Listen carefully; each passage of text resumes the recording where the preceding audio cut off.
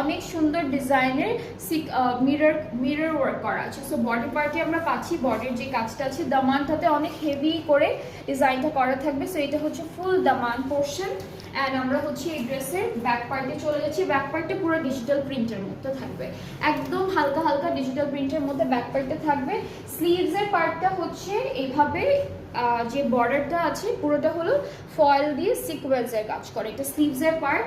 আর নেকের জন্য প্যানেল আছে, প্রত্যেকটা প্যানেলে হচ্ছে সিকোয়েন্সের কাজ থাকবে, এটা নেকের জন্য আছে দেওয়া চিকন করে একটা সুন্দর প্যানেল।